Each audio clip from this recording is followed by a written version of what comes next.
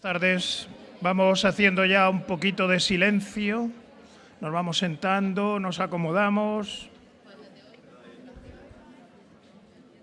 Hacemos un poco de silencio para comenzar un ratito de oración esta tarde, antes de comenzar el trabajo de la tarde.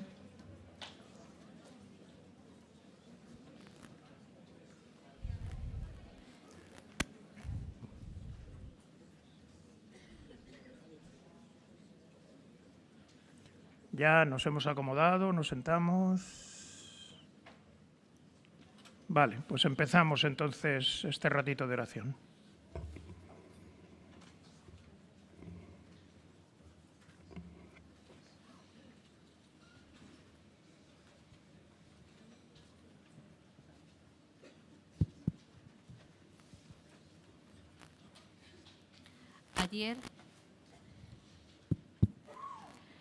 Ayer contemplábamos la semilla entre las manos. Gustábamos de los cuidados del sembrador, de la acción de su espíritu, del coraje de nuestros fundadores que dieron el 100 por 1. Esta tarde nos invitamos a renovar el deseo de dejarnos trabajar bajo tierra y germinar, de vivir con paciencia de semilla.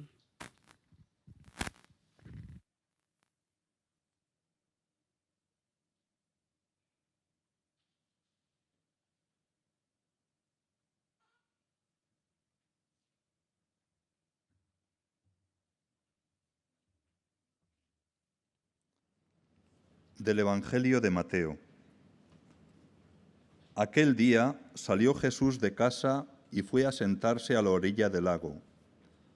Se reunió tanta gente en torno a él que decidió subir a una barca y sentarse en ella, mientras la gente se quedaba en la orilla. Entonces Jesús les dijo: una vez un sembrador salió a sembrar. Al lanzar la semilla, una parte cayó al borde del camino, y llegaron los pájaros y se la comieron. Otra parte cayó en terreno pedregoso, donde había poca tierra. Y como la tierra no era profunda, la semilla brotó muy pronto, pero apenas salió el sol, se agostó, y al no tener raíz, se secó. Otra parte de la semilla cayó entre cardos, y los cardos crecieron y la ahogaron. Otra parte cayó en tierra fértil y dio fruto. Unas espigas dieron grano al 100, otras al 60 y otras al 30 por 1. Quien tenga oídos, que oiga.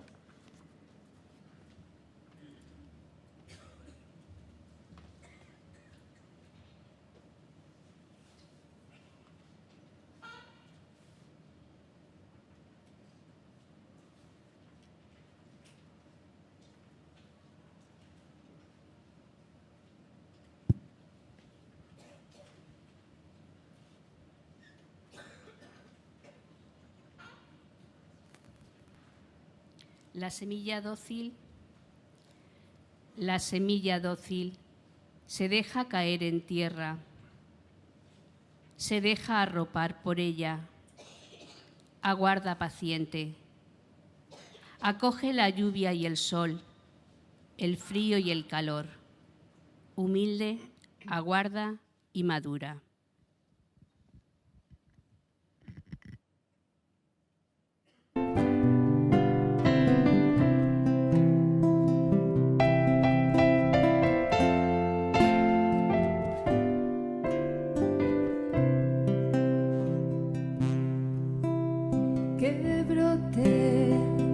Que brote la vida nueva, que se abran las semillas que tú pusiste en mi tierra.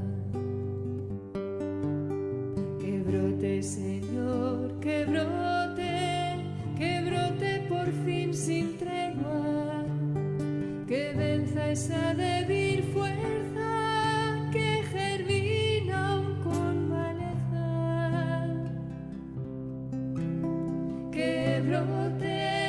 Que brote la vida nueva, que se alce de mí.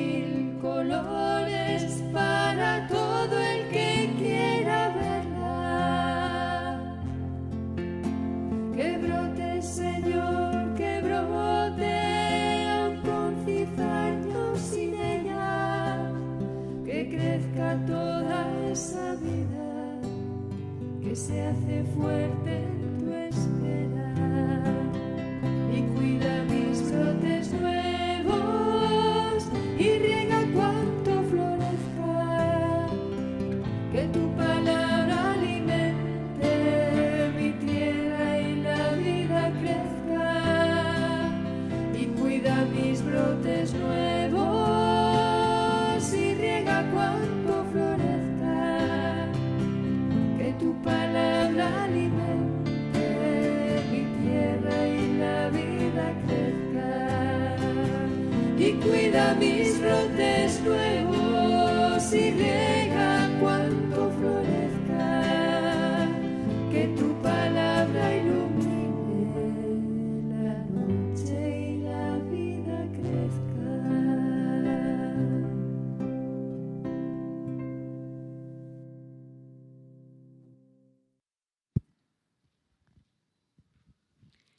Rezamos todos juntos la oración que tenemos a María en la página 16 del folleto de liturgia. Señora de la Esperanza,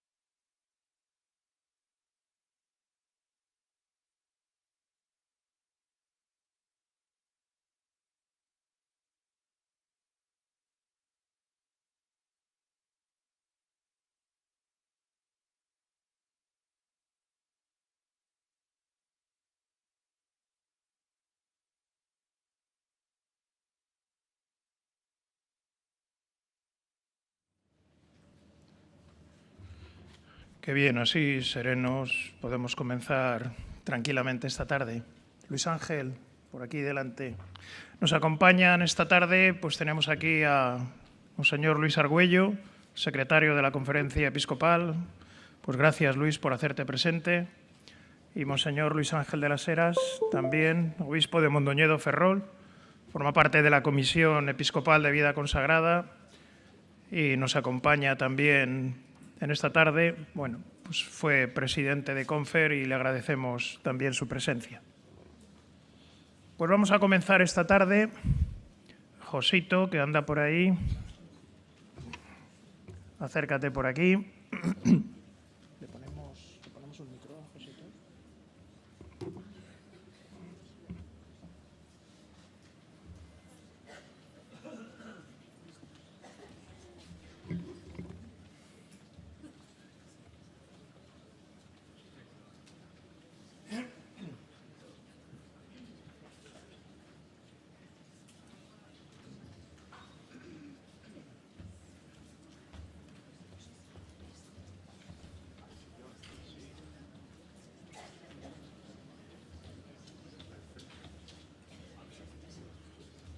Ya viene.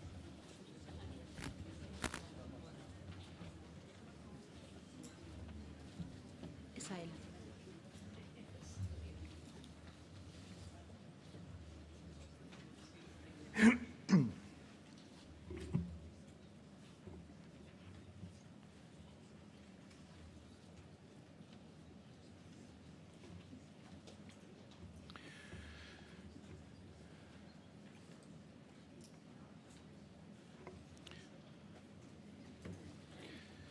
Esta mañana poníamos los pies en la tierra de nuestras preocupaciones a través de lo que Vicente y Guillermo nos explicaban del informe FOESA.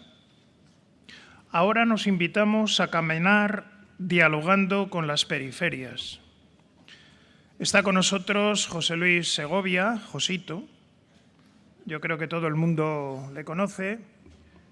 Él es el vicario de Pastoral Social de la Diócesis de Madrid, además de muchas cosas, y tenéis ahí en el dossier pues un amplio currículum de Josito que podéis ir leyendo. Nos invita hoy a abrir la puerta dialogando, pero no desde cualquier enclave, sino desde las periferias. Pues José Luis Segovia, Josito, para los amigos y yo creo que para todos, te agradecemos el que estés con nosotros aquí esta tarde. Me han dicho bastantes personas antes de entrar a la sala, no nos vamos a dormir. Pues ese es el desafío que tenemos y seguramente todos te escuchan. Te escuchamos entonces, Josito. Pues muchas gracias. ¿Funciona? Sí, sí. Y encantadísimo de estar con todos vosotros, con todas vosotras en esta tarde. La verdad es que yo, que suelo ser menos solemne, me imponía tantísimo un auditorio tan importante como es el de la vida religiosa y los responsables de la misma, que yo le he preparado más solemne, hasta por escrito, con todo, con tal, y me encuentro aquí con el sillón y con todo. Pero, bueno, pues vamos a ello. Además del agradecimiento sentido y sincero, y también deciros que me encuentro absolutamente en casa. Es decir, yo soy diocesano, pero en todo mi ministerio pues he tenido el lujo y el privilegio de estar permanentemente acompañado por religiosas, por religiosos, sin los cuales, sin vosotros, pues habría sido un ministerio amputado. Como la Iglesia sin vosotras y vosotros sería una Iglesia manca o coja al menos. Dicho esto, os cuento, hay un programa en Radio Vallecas, que en Radio Vallecas, Luis Ángel seguro que lo oía en tiempos cuando estábamos por ahí por el distrito, que se llamaba Pídeme el disco que quieras y yo te pondré el que me dé la gana. Entonces daban y decían, quiero una de los Chunguitos, y le ponían una de los Rolling Stone. Bueno, yo no hago lo mismo, pero sí quiero empezar confesando, me habéis pedido que reflexione sobre la esperanza que se nutre del diálogo con las periferias, que empiezo haciendo un ejercicio con una doble confesión de esto que he preparado a modo un poco de ensayo natural y espontáneo de cosas que uno piensa. Por una parte, lo que voy a hacer en este ratejo que compartimos es un ejercicio de sinceridad, por mi parte. La sinceridad que se expresa en poner palabras a las propias convicciones que están arraigadas fuertemente en el tiempo y que vienen refrendadas por la experiencia de uno, por supuesto subjetiva y sometida a toda discusión. Pero no solo convicciones, sino también algunas intuiciones que son siempre pues, susceptibles de un marco mucho más amplio para el error y para el debate. Sin embargo, he preferido, en un ambiente de familia, en entremezclar las convicciones con las intuiciones, aun a riesgo de, seguro, pues poderme equivocar, pero en un ejercicio también de algo que yo considero muy valioso dentro de la Iglesia y de lo que habéis dado testimonio muchas veces la vida religiosa, que es la profunda libertad interior. Eso sí, yo voy a hacer ejercicio de libertad y os ruego también que cada cual coja de lo que digo lo que estime pertinente y lo que no, pues me lo perdonáis o directamente lo tiráis a la papelera. Por otra parte, junto con las convicciones y las intuiciones, también quiero partir del reconocimiento de que la vida consagrada, vuestra vida, en el presente y desde luego en el futuro, va a aportar, sobre todo si sigue siendo y lo es todavía más radicalmente fiel a los propios carismas, una enorme significatividad evangélica en la vida de toda la Iglesia. Sin duda, que sois un actor fundamental a la hora de generar espacios de esperanza para la humanidad, especialmente para la humanidad doliente, que es aquella a la que yo me voy ahora a referir. Vamos ya al tema. Voy a hacerlo en forma de algunos enunciados que, como no os he dado guión, porque os dije, pero para que veáis que soy un chico ordenado, pues voy 1, 2, así, para que nadie diga que uno no es sistemático. Introducción terminada. Vamos al punto 1. Punto 1. La esperanza se alimenta de Dios. Y empiezo matizando, por no corregir, el título que me habéis propuesto. Así que empezamos bien. Decís, la esperanza se nutre del diálogo con las periferias. Pues yo digo, no, pues no. Empezamos bien, decía. La esperanza es una virtud teologal y, por tanto, bebe exclusivamente de la experiencia de Dios, se nutre de su acción amorosa, de esa diligente acción amorosa que nos presiona discreta, pero efectivamente para que realicemos su sueño, y tiene por meta exclusivamente Dios mismo. Por tanto, la fuente y el término de la esperanza es Dios. No es el diálogo con nadie más que con Dios, y ni siquiera, por valiosas que sean, y evidentemente lo son, con las periferias. Por eso, y digo esta pequeña matización al título, la esperanza cristiana no se puede confundir con un sucedáneo con el que a veces nos confundimos, que es el optimismo. El optimismo se asienta en señales, en indicadores, en datos objetivos. El optimismo puede beber de los datos del informe FOESA o, su contrario, el pesimismo. Sin embargo, la esperanza cristiana no es estrictamente eso. La esperanza cristiana como virtud teologal es capaz de soportar el invierno más duro en ausencia de signos, de indicadores o de señales, sin nada que aparentemente la aliente y sin dato alguno que la sostenga. A mí esto me parece muy importante para clarificar conceptos. En ese sentido, resulta muy aclaradora la encíclica Spe Salvis, que nos invita a no confundir la gran esperanza, la virtud teologal, que es Dios mismo, y las pequeñas esperanzas, que también necesitamos pues, para pequeños momentos de Monte Tabor, para seguir encaminándonos por el camino de la vida en dirección a Jerusalén. Pero en realidad, un creyente, una comunidad religiosa, una comunidad cristiana, solo podrá dar razón de su esperanza si ella misma la mantiene en su seno. Porque también entre nosotros se ha debilitado la esperanza y se nos han multiplicado muchas veces la desazón, los miedos, y a estas alturas ya sabemos bien que no es esperanza todo lo que reluce como tal. Por eso, hoy más que nunca, y en eso os doy plenamente la razón, nos urge el recuperar definitivamente la más escondida, la esperanza teologal. Tenemos, por tanto, que empezar a acostumbrarnos a vivir de un modo quizá más evangélico, desnudos de certezas, a la intemperie y, sobre todo, sin a veces señal alguna de esperanza. Así, fiados solo de la gran esperanza y no agarrados a esas pequeñas certidumbres, podremos quitar de nuestra Iglesia y de nuestras instituciones, son palabras de San Juan 23, el polvo imperial acumulado durante siglos.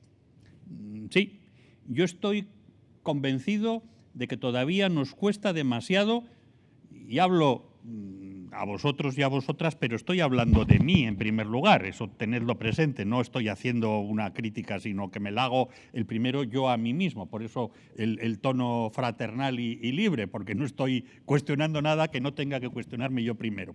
Digo que de ahí bebe de ese costarnos desapegarnos de las piedras. Muchas veces lo que nos quitan en la Iglesia el sueño son las piedras. Ya me entendéis, no me refiero a la piedra angular, precisamente, sino a las otras piedras, ¿no? A las piedras y a cómo rellenamos la piedra con esos bichitos que somos los seres humanos que a veces nos faltan. Y tenemos piedras y piedras y piedras. Y tenemos a veces pocos ocupantes de esas piedras que hemos ido acumulando a lo largo del tiempo. A veces son piedras físicas, a veces son obras, otras veces es poder, otras es influencia, otras es necesidad de reconocimiento. A veces añoramos tiempos pasados mejores y se nos olvida que el Señor ciertamente es el Señor del tiempo, pero sobre todo, desde la clave de esperanza, es el Señor del futuro. Y nuestro futuro, el futuro de la Iglesia, el futuro de la humanidad, el futuro de las congregaciones, institutos religiosos, en último término, está en las manos de Dios. Estar agarrados a esta gran esperanza nos previene y al menos nos ayuda un poco en las contradicciones que se nos dan. Lo malo probablemente no es sentirnos contradictorios. ¿Quién no se siente muchas veces contradictorios, contrastados con la radicalidad del Evangelio? Sino es tratar a veces de acomodarnos bajando los listones de nuestras exigencias morales y debilitando a veces el vigor de nuestra vida teologal. Solo desde un déficit de calidad de vida cristiana se entiende que a veces, incluso dentro de la Iglesia, proclamemos pomposamente los principios de la doctrina social de la Iglesia, pero para aplicárselas siempre a otros.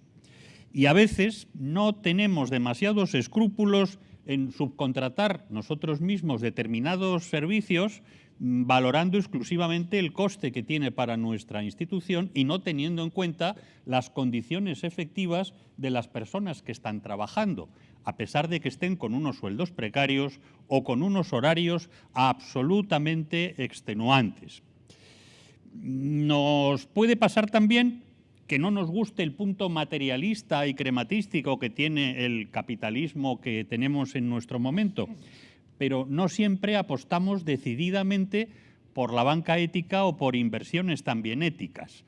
A veces nos dejamos llevar pues poniendo una vela a Dios y otra al diablo. Ya no las ponemos todas al diablo porque es muy cantoso, pero a lo mejor todavía no hemos hecho el suficiente gesto de audacia evangélica de ponérselas todas a Dios. Nos gusta también el punto de la ecología integral al que nos invita el Papa Francisco, pero no estamos dispuestos a asumir sus costes, costes que son también a veces económicos. Presumimos de tener un Papa profeta, pero muchas veces no estamos dispuestos a hacerle caso cuando hace aterrizajes demasiado peligrosos y, por ejemplo, nos dice que seamos más hospitalarios y que acojamos en nuestras casas.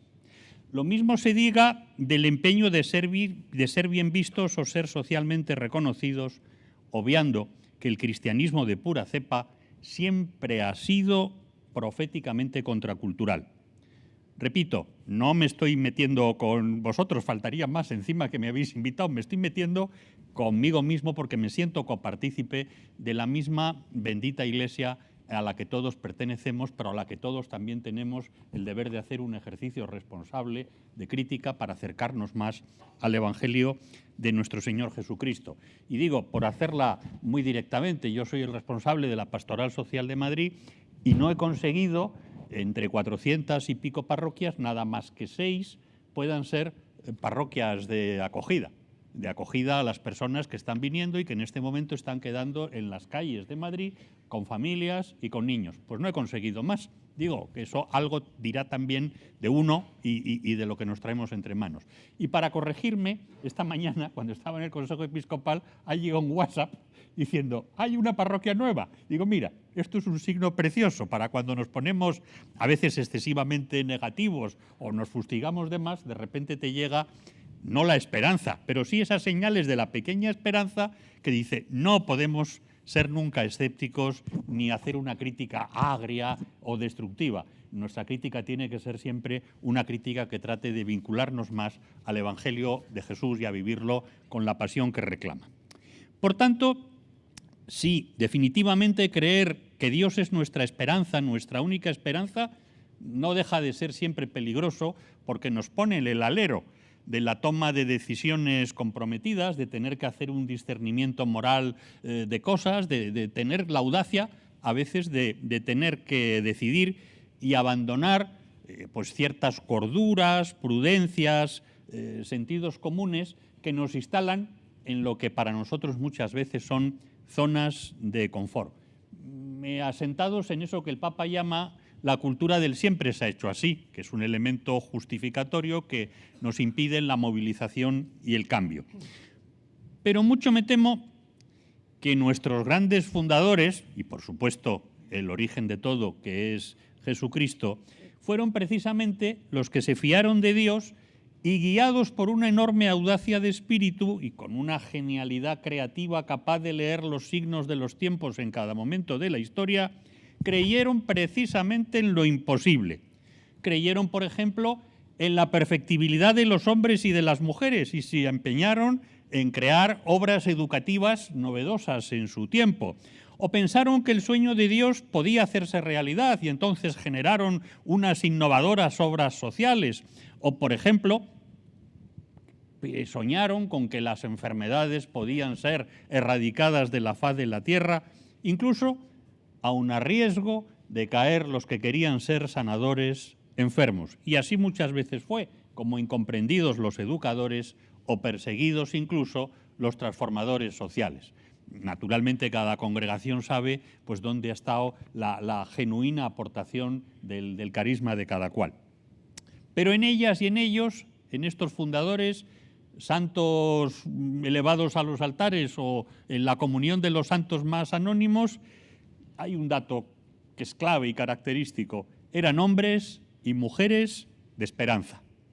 Sencillamente se fiaban de Dios, que es el resumen de lo que he querido decir hasta este momento. Fiarse de Dios, fiarse de verdad de Dios, implica ponerle velas solo a Dios, y eso supone, bueno, pues una gran holganza para el espíritu, una gran holgura, mejor dicho, para el espíritu, pero significa también asumir una cierta capacidad de riesgo. Punto 2. Desarrollo el mantenernos firmes en ausencia de señales. He dicho antes que la esperanza no se confunde con el optimismo sí se basa en datos, indicadores y señales, mientras que la esperanza exclusivamente bebe de una confianza en Dios. Quizá para este acto de confianza en Dios y en su acción providente, nada mejor que el entrenamiento de mantener la esperanza precisamente en contextos donde no hay razones aparentes para esperar mucho, en ausencia de señales. Esperar sin signos no es, sin embargo, como he apuntado antes, renunciar a la posibilidad de percibir la realidad como un signo, como una señal, como un símbolo o una huella de Dios. Más bien, cuando estamos denunciando ese empeño a veces en encontrar señales para alentar nuestra esperanza, la gran esperanza, me estoy refiriendo a esa tendencia a buscarlo compulsivamente en acontecimientos, situaciones llamativas, experiencias brillantes que nos impulsan a tener esperanza, a fundamentarla y a mantenerla, como que necesitamos asideros porque si no nos derrumbamos. No sea así entre nosotros. Nuestra esperanza no se basa en señales, repito, se fundamenta en último término en Dios. Si no, participaríamos de esa actitud un tanto incrédula y desconfiada que insiste tozudamente con Tomás en ver y tocar para creer, en verificar y constatar para comenzar a esperar o para seguir confiando. Desde luego, no pretendo negar la racionalidad de la esperanza. Cualquier persona que se haya aproximado a la experiencia de la verdadera esperanza sabe de su armonía con lo más fundamental del ser humano. Pero esta coherencia no está reñida con vivir esperando en la entrega de una confianza necesariamente desnuda, aunque no ciega. Es preciso partir de que la esperanza cristiana se basa en un anuncio que, porque procede precisamente de Dios, es absoluto, gratuito e inverificable, siempre más grande que nosotros y que todas nuestras expectativas. Dios nos da continuamente sorpresas. Por eso puede provocar en nosotros tanto el asombro, que es la antesala de la experiencia del misterio de Dios, como por otra parte el escepticismo. Y lo más peligroso y el pecado mayor contra la esperanza es instalarnos en un escepticismo que a veces podemos cronificar, en no fiarnos de Dios y por no fiarnos de Dios no acabar fiándonos de los seres humanos, porque la confianza en Dios va de la mano de la confianza también de las personas. Y es que nuestra fe, nuestra esperanza y nuestra caridad, en definitiva, nuestra vida teologal, nacen del asombro ante lo totalmente otro. No beben ni de argumentos racionales, ni siquiera de imperativos éticos o de opciones, ni siquiera de la opción por los pobres, es la fuente. Esos, en todo caso, vienen derivados del asombro. Lo primero es el asombro porque hemos recibido de Dios un anuncio y una experiencia que nos sobrepasa. Y la invitación es aprender a permanecer ahí, a los pies del misterio, sin caer en la tentación de reducirlo o manipularlo a nuestra medida. Por eso la esperanza como virtud teologal es un tesoro. Es uno de esos tesoros inagotables en el cielo que el ladrón no puede robar ni la polilla roer. es una riqueza inmensa para nosotros, para nuestras comunidades y para la sociedad. Luego mostraré cómo esta gran esperanza, este sentimiento de asombro, bebe también del acercamiento a las periferias. La esperanza teologal no se alimenta de lo que nosotros vamos consiguiendo, de nuestros éxitos, de nuestros avances, de nuestros logros, ni siquiera de nuestras virtudes, de todo eso que vamos almacenando en nuestro granero, sino solamente de aquello que misteriosa, silenciosa y gratuitamente Dios nos va regalando cada día. Nuestra ración de fe, de fuerzas, de asombro, de esperanza y de resistencia son cada día y solo para cada día. Porque lo mismo que el maná, semejante alimento, caduca al anochecer. Por eso, como ocurre con todas las virtudes teologales, no las tenemos nunca definitivamente ni para siempre. Requieren ser constantemente pedidas porque tienen mucho de don. Tampoco hace falta acumular, porque Dios acude siempre fielmente a su cita y sabemos bien que Él es eternamente fiel. Por eso es la esperanza que no defrauda. Y por eso, como dice el Papa en la mensaje para la Jornada de los Pobres de este próximo domingo, la más hermosa definición de pobre es sencillamente la de aquel que confía en el Señor porque tiene la certeza de que jamás será abandonado. Y entramos ahora, punto 3, ¿no? Que pierdo yo el hilo, no he puesto los números. Y el tercero reza así: si Dios es la esperanza de los pobres, puntos suspensivos para los más organizados.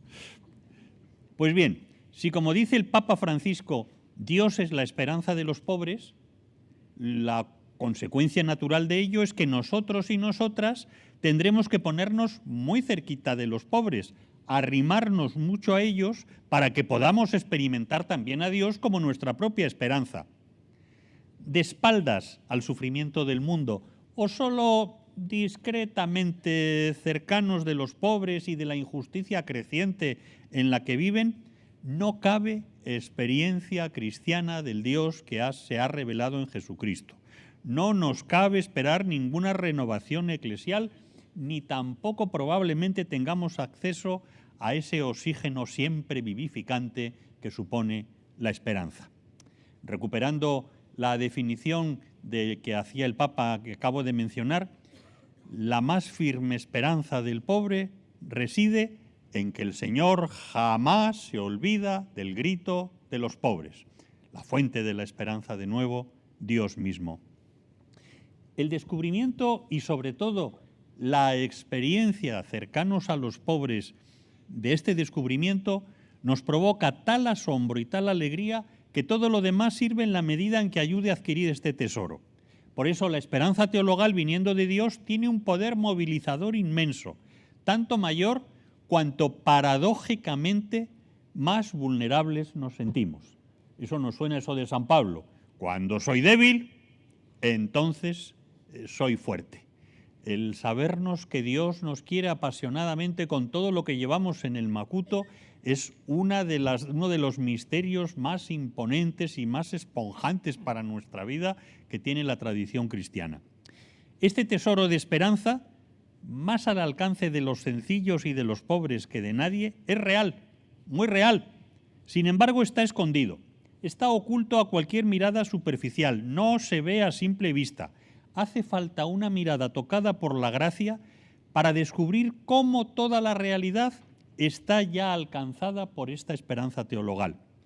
Por eso, tantas veces en el Evangelio se repite una petición unánime: Señor, que vea. Porque la esperanza teologal no está fuera de la realidad, no está lejos de la periferia, aunque muchas veces pudiera parecer lo contrario. Nuestra Iglesia europea tiene la tendencia a mimetizar lo que muchas veces ocurre fuera. Por eso corre el riesgo de tornarse no solo insignificante, sino también decadente.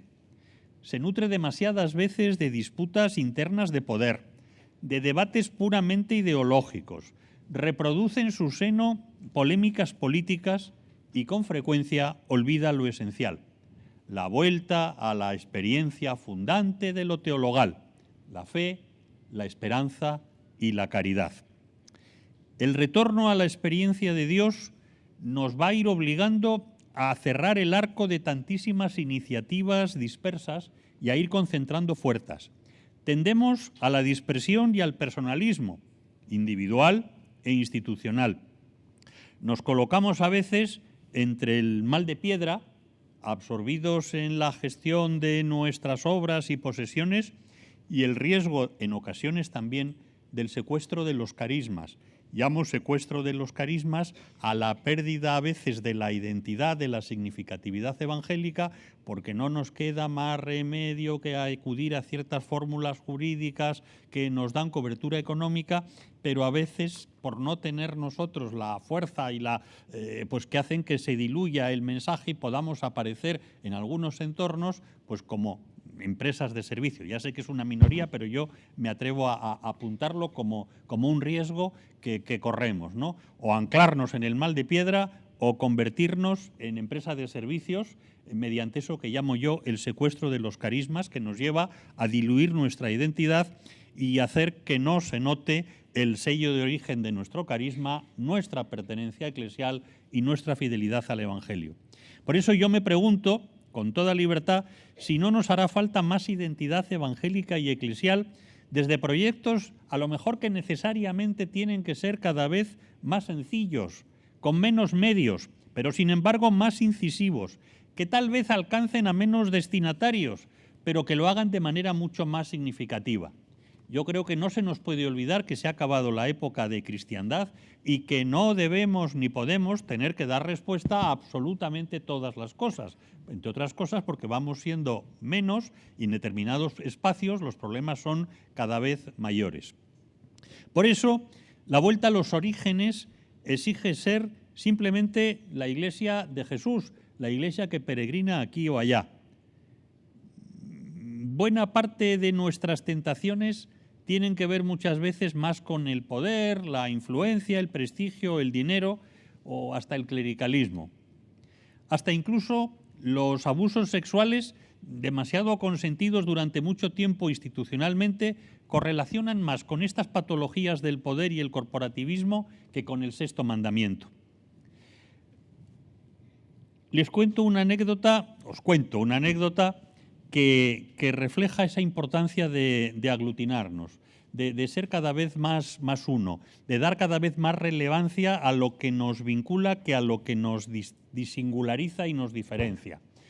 Me toca en el servicio que presto ahora, bueno, pues el acudir muchas veces ante distintas administraciones, con el tema sobre todo de personas asiladas, refugiadas y estas historias, ¿no?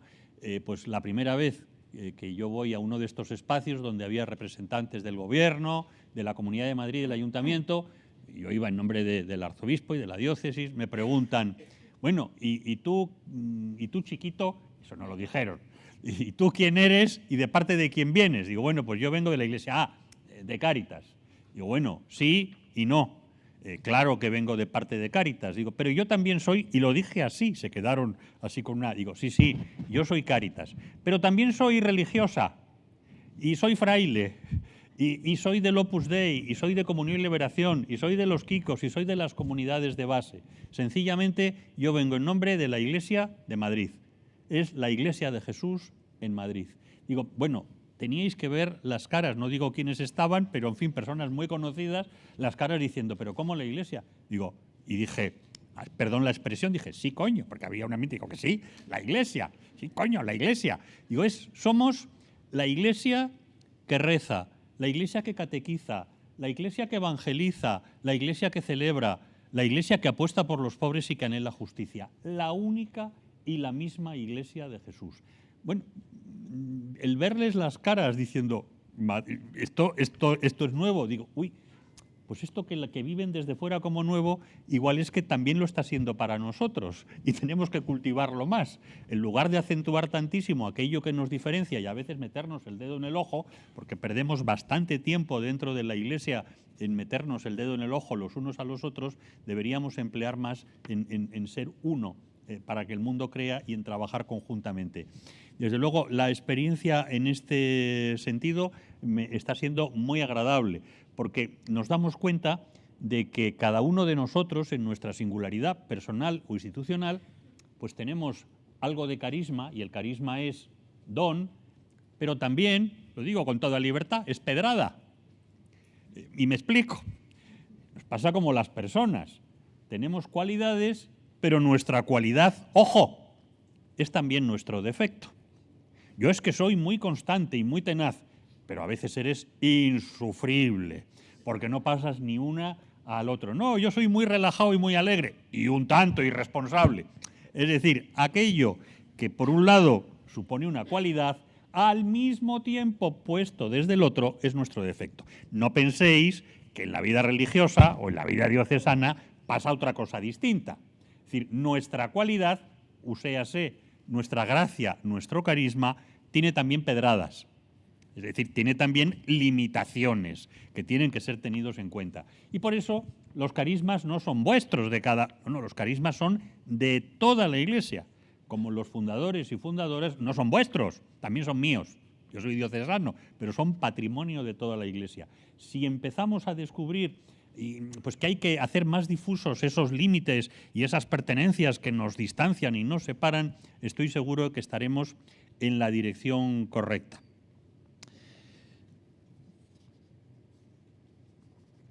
Como vamos, digo, voy a ir abreviando.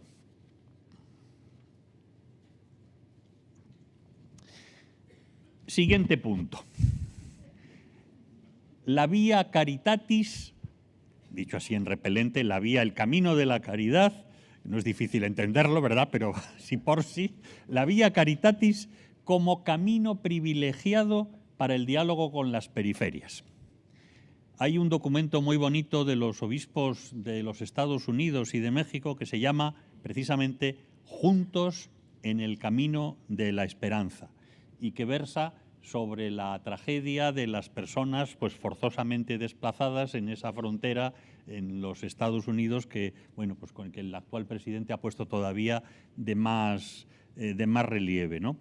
En este documento se nos manifiesta que la esperanza, como venimos defendiendo, es un don teologal, pero también implica un camino que hay que recorrer juntos y que precisa del concurso de los desesperados para construir una esperanza que no defraude. Es una expresión muy bonita, ¿no? Es decir, bueno, esta esperanza reclama necesariamente el concurso de los desesperados, ¿no? Probablemente porque el lugar natural para el cultivo de la esperanza sea precisamente el compartir la vida en aquellos lugares donde se vive el desespero. Y probablemente parte de la desesperanza de nuestra sociedad occidental y del aburrimiento de nuestra sociedad occidental está en nuestra porofobia, nuestro rechazo a la pobreza, a la exclusión y a la marginación, y por tanto nos estamos viendo privadas de una fuente que alimenta nuestro espíritu. No es el caso de predicaros a vosotros y a vosotras, que sabéis muy bien de lo que estamos hablando, ¿no? Con congregaciones que estáis abnegadamente dedicadas al servicio de los últimos, y que no voy a predicaros yo precisamente aquí, ¿no? Los grandes retos para la Iglesia en este momento, desde mi punto de vista, son basiquísimamente dos. Por una parte, asumir el desafío de la poca receptividad de nuestros contemporáneos hacia las grandes preguntas, y en concreto el problema de la opacidad de Dios. Dios hoy parece que está oculto. Dios hoy parece que no es necesario ni relevante. Vamos por la calle, observamos la gente que camina y a primera vista no pareciera que los creyentes vayan erguidos, alegres y rollizos, y los no creyentes fueran, pues eso, doblegados, angustiados y con cara de pena. No, pues no parece que lo religioso sea un elemento diferenciador. Y sin embargo, la capacidad de sentido que tiene el hecho religioso es brutal, y la necesidad de que transparentemos a Dios, de que lo hagamos transparente en una cultura que es tan opaca y tan cerrada a su misterio y a su presencia, es sin duda alguna el primer desafío. Dios es el primer desafío para la Iglesia, no Dios que ya cuenta él solo, hacer presente a Dios de manera creíble y de manera significativa a nuestra gente, en un momento en el que la indiferencia religiosa pues es dominante. La segunda tiene que ver con el sufrimiento que nos interroga, sobre todo con esa forma de dolor más difícilmente asumible, que es el sufrimiento evitable. Eso que se ha llamado la roca del ateísmo y que en este momento constituye en forma de desigualdad y de injusticia. Esta mañana os habrán presentado los datos del informe FAESA y constituye su forma más insoportable. Si algo hace reflexionar a nuestros contemporáneos por vía no tanto intelectual, que ya no se lleva tanto, sino experiencial sobre Dios, es la compatibilidad entre el sufrimiento en un mundo tan injusto y el confort con que a veces nos sentimos los creyentes instalados en él. Eso les causa a veces un cierto escándalo y, sin embargo, siempre les causa interrogación, interpelación, bueno, pues la vida de las personas generosamente entregadas al servicio de los más pobres.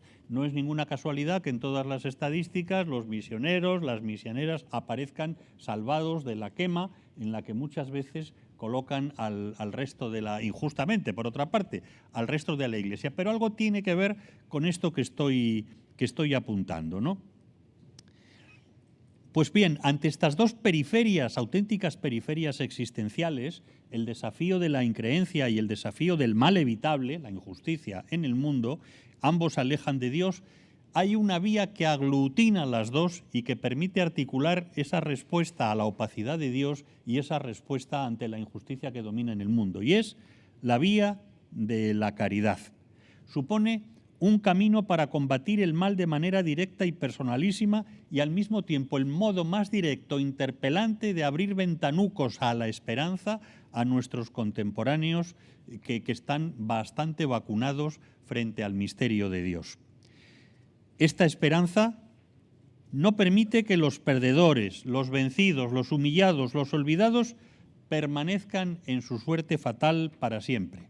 Andar juntos este camino de esperanza al que se referían los obispos norteamericanos no es sino prolongar la fuerza y el espíritu de Dios que nos sobrevuela continuamente a la humanidad en todos nuestros avatares.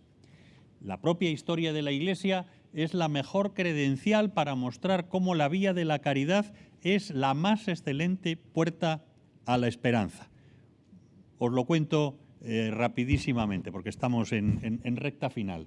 5 minutos. Por eso, hay en el cristianismo primitivo, siglo III, siglo II, III, se da una realidad no tan distinta de la que tenemos hoy: descomposición política, crisis del Imperio Romano, crisis económica, una política fiscal muy agresiva porque había que mantener a los ejércitos, una degradación moral, una pérdida de cohesión en las relaciones sociales, unos enfrentamientos muy fuertes y crispación. Y para más remate llega la peste. Llega la peste que deja algunas ciudades al 50% de su población.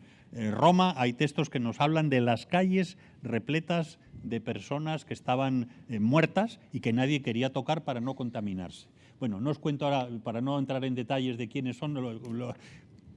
Historiadores paganos relatan algo imponente. Lo digo de memoria y no lo busco aquí. Contaban, oye, ¿qué tendrán estos tales cristianos que cuando atardece salen a las calles y recogen no solo a sus muertos, sino a los muertos ajenos? ¿Quiénes son estos cristianos y qué motor les mueve que acogen a los huérfanos de los otros cristianos y a los niños que han quedado sin padre con independencia de quiénes fueran los suyos?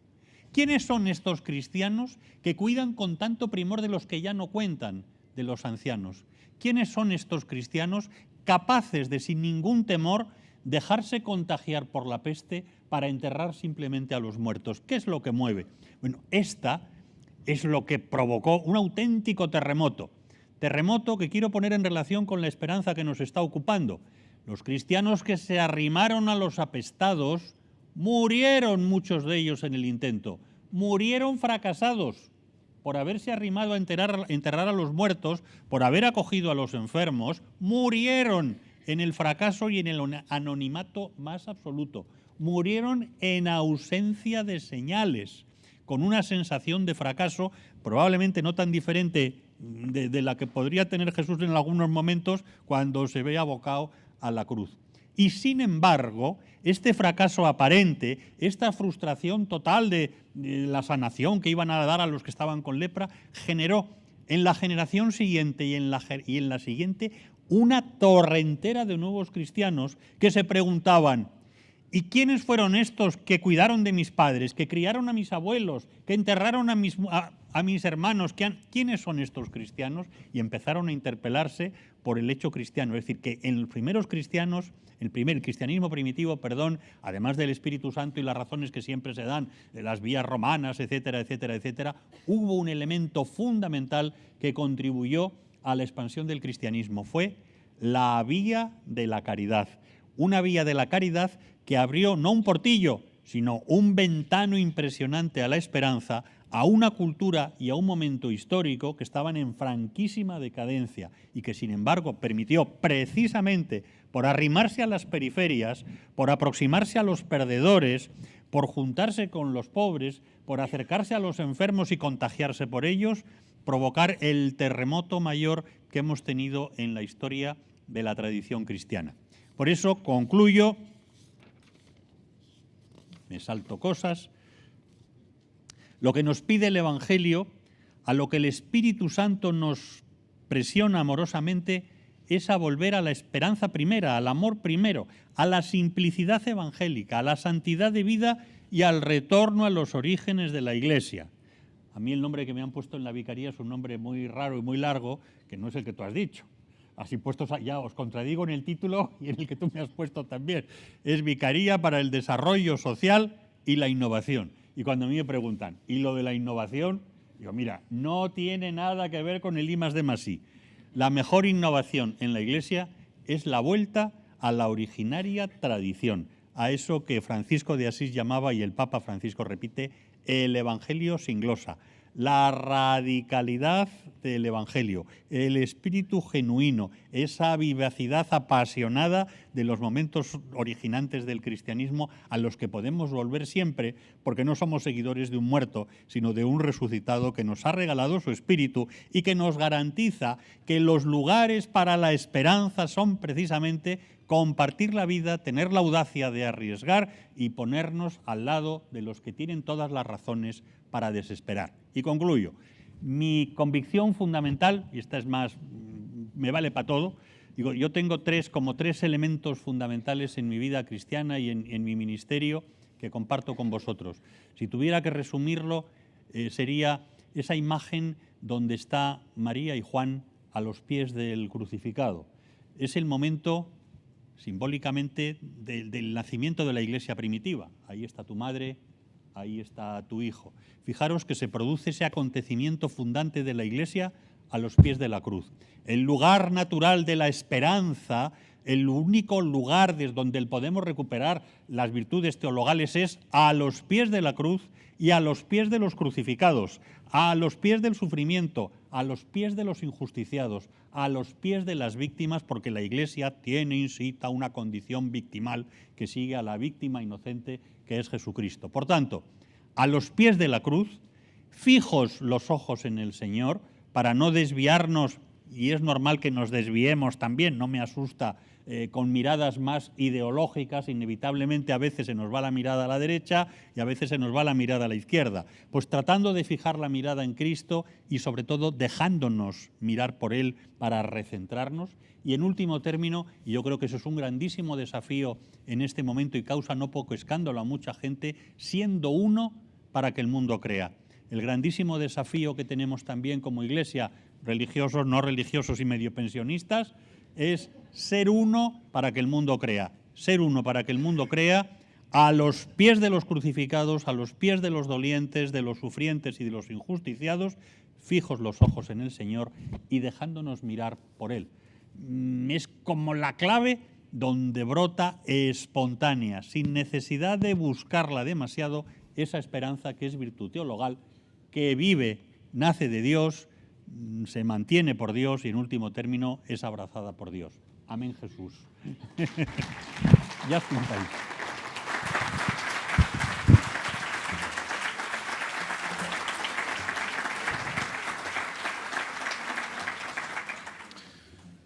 Bueno, pues muchas gracias, Josito. Tenemos 2 minutos para 2 preguntas, si es que hay alguno que quiera hacer eso, una pregunta y otra pregunta a Josito. Ahí hay una. ¿Alguien más quiere hacer alguna pregunta?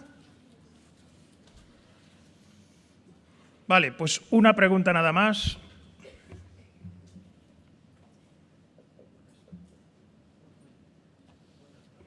Tillo. Ahora. Buenas tardes, muy sencillo. Hay 2 componentes, una personal, otra institucional. Lo explico así. La institucional son los dones que a ti te ha dado el Señor, tus inclinaciones y tal, y luego las circunstancias en las que te ha puesto la vida. ¿Cómo lo has organizado? ¿Cuál manda más? O bueno, ¿cuál uno sobre otro? Y dice, no, ninguna. Es una afirmación, ¿no? Más que una pregunta.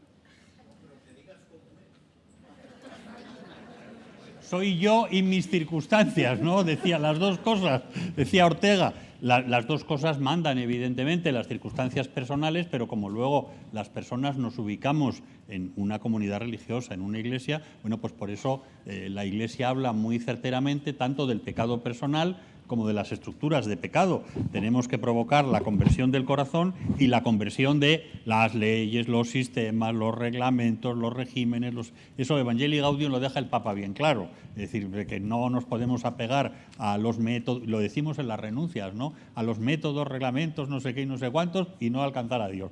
Ya está, las 2 cosas.